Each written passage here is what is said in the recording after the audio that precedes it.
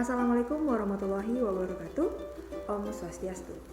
Perkenalkan, nama saya Linda. Saya dari Program Studi Keperawatan Program Sarjana Universitas Trisakti Yogyakarta, kelompok 3 KKN Fikas tahun 2021. Pada kesempatan kali ini, kelompok kami akan memberikan edukasi terkait dengan vaksinasi COVID-19.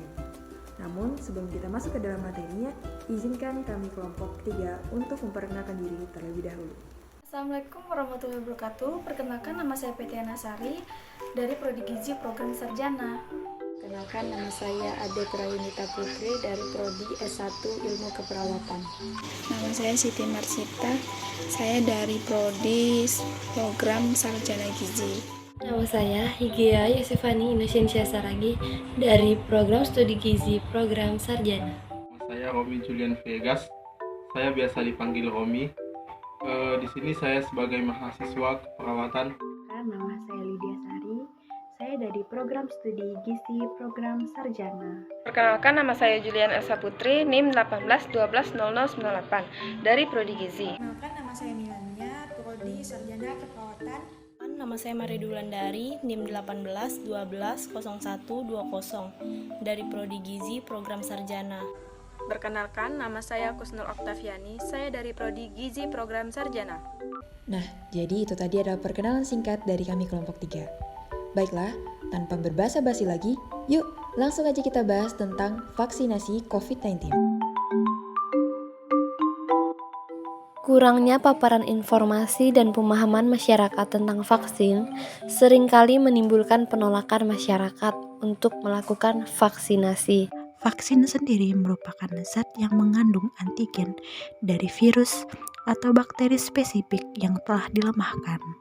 Proses pemberian vaksin ke dalam tubuh, itulah yang disebut dengan vaksinasi. Vaksin menghasilkan imunitas spesifik untuk penyakit tertentu. Sementara imunisasi merupakan proses yang menyebabkan seseorang menjadi imun sehingga tercegah dari penyakit melalui vaksinasi. Apakah vaksin itu obat? Vaksin itu bukanlah obat. Vaksin mendorong pembentukan kekebalan spesifik tubuh agar terhindar dari tertular apapun kemungkinan penyakit berat. Selama belum ada obat yang definitif untuk COVID-19 ini, maka dengan melakukan vaksin COVID-19 yang aman dan efektif serta menerapkan 3M, memakai masker, mencuci tangan, dan menjaga jarak adalah upaya perlindungan yang bisa kita lakukan agar terhindar dari virus COVID-19 ini. Saya akan menjelaskan tujuan dan manfaat dari vaksin.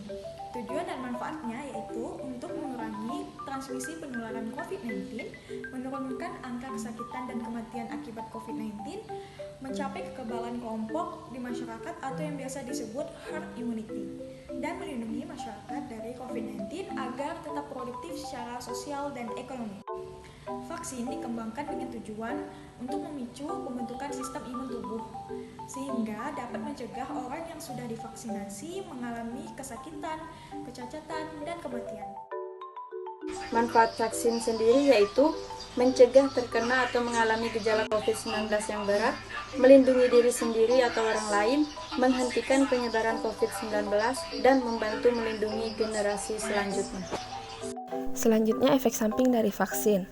Sebelum mengetahui apa saja efek samping yang terjadi setelah melakukan vaksinasi, sebaiknya kamu lebih dulu mengetahui tentang KIPI. KIPI sendiri merupakan singkatan dari kejadian ikutan pasca imunisasi, yaitu kejadian medis yang tidak diinginkan setelah pemberian imunisasi dan belum tentu memiliki hubungan kausalitas dengan vaksin.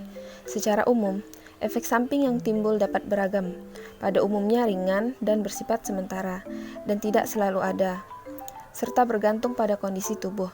Efek samping yang mungkin terjadi setelah pemberian vaksin corona dapat berupa reaksi lokal dan reaksi sistemik. Reaksi lokal atau terbatas pada bagian tubuh tertentu ada nyeri di tempat injeksi, pembengkakan, eritema atau kemerahan, gatal, indurasi atau bagian kulit yang menonjol tanpa kemerahan, memudarnya sensasi dan warna kulit yang lebih pudar. Reaksi sistemik yang umum dilaporkan selama studi klinik ada nyeri otot, demam, rasa lelah atau fatigue, mual, muntah, dan sakit kepala. Sedangkan pada kipi berat menunjukkan gejala yang parah dan biasanya tidak berlangsung lama, seperti kecacatan, syok anafilaktik, dan alergi. Reaksi anafilaktik adalah syok yang disebabkan oleh reaksi alergi yang berat, membutuhkan pertolongan yang cepat dan tepat. Reaksi anafilaktik pasti terjadi pada penyuntikan vaksinasi skala besar, meskipun kejadiannya sangat jarang. Dari 1 juta dosis terjadi sebanyak 1 atau 2 kasus dan belum tercatat ada kejadian reaksi ini pada vaksinasi di Indonesia. Lalu, apa yang harus kita lakukan jika terjadi reaksi setelah divaksin? Pertama-tama, kita harus tetap tenang, kompres air dingin jika terjadi reaksi nyeri, bengkak, dan kemerahan, kompres atau mandi dengan air hangat. Lalu kita dapat perbanyak minum air putih jika mengalami demam, minum obat bila perlu, serta laporkan semua reaksi tersebut ke petugas kesehatan. Selanjutnya, kita akan membahas tentang jenis vaksin COVID-19 yang ditetapkan pemerintah. Kementerian Kesehatan menetapkan 6 jenis vaksin COVID-19 yang dapat digunakan untuk pelaksanaan vaksinasi di Indonesia.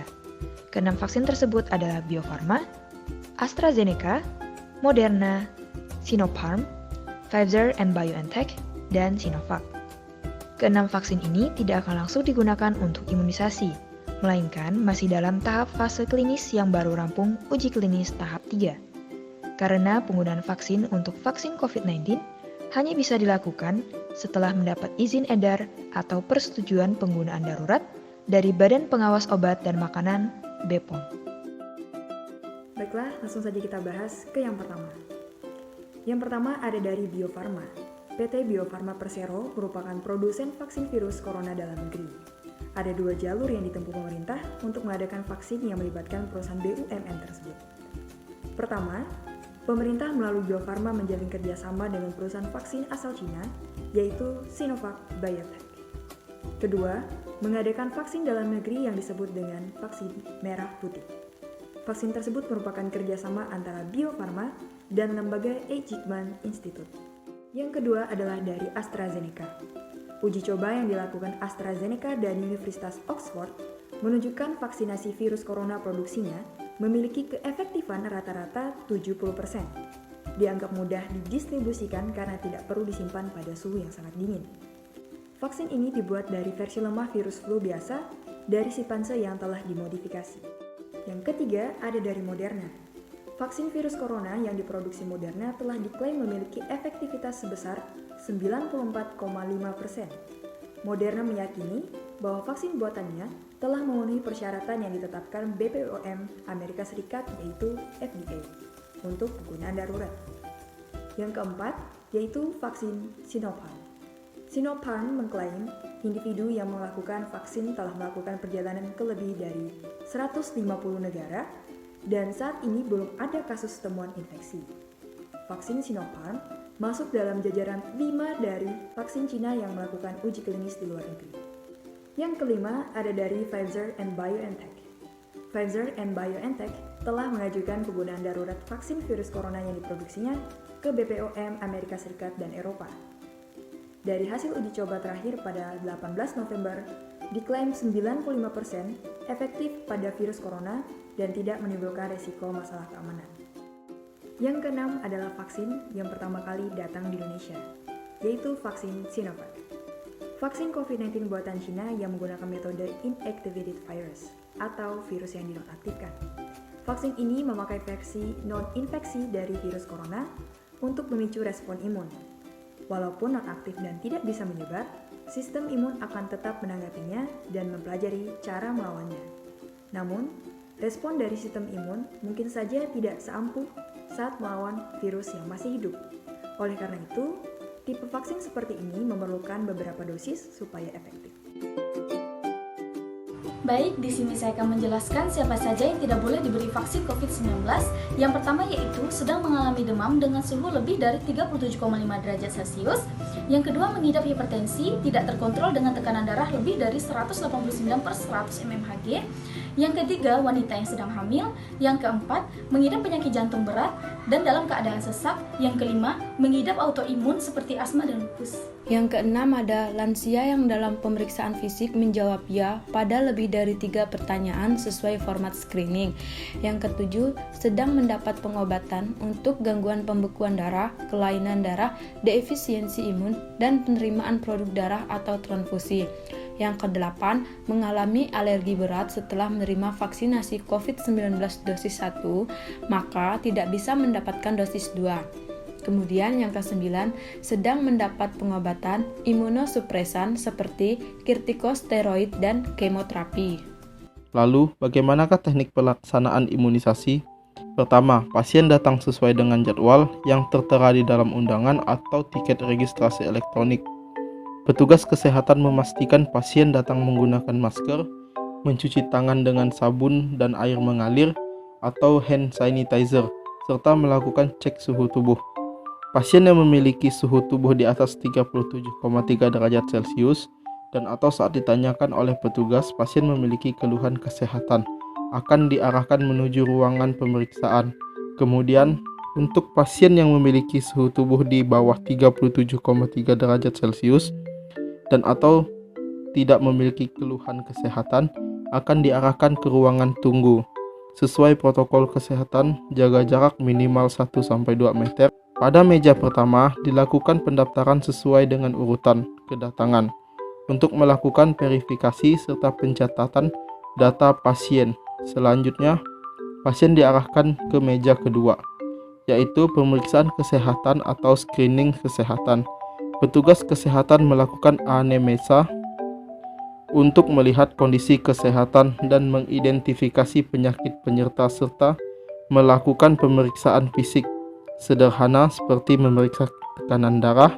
Untuk pasien yang memiliki penyakit penyerta, dianjurkan untuk memperoleh imunisasi di fasilitas kesehatan rujukan atau lanjutan oleh dokter ahli. Apabila hasil pemeriksaan pasien dinyatakan sehat, pasien diarahkan menuju meja 3, yaitu untuk imunisasi dengan prinsip safety injection. Petugas memberikan penjelasan singkat tentang vaksinasi, manfaat, dan reaksi simpang atau KIPI yang mungkin saja terjadi, serta upaya penanganannya. Setelah penyuntikan, petugas memberitahukan untuk datang kembali pada jadwal berikutnya. Lalu mengarahkan pasien pada ruang tunggu selama 30 menit di ruang pasca imunisasi.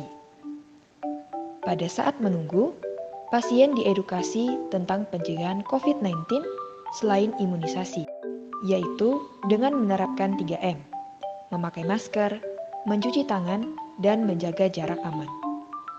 Setelah pasien menunggu selama 30 menit dan tidak ada keluhan setelah imunisasi, pasien dianjurkan langsung kembali ke rumah, segera mandi, dan mengganti pakaian yang dipakai setelah dari fasilitas pelayanan kesehatan.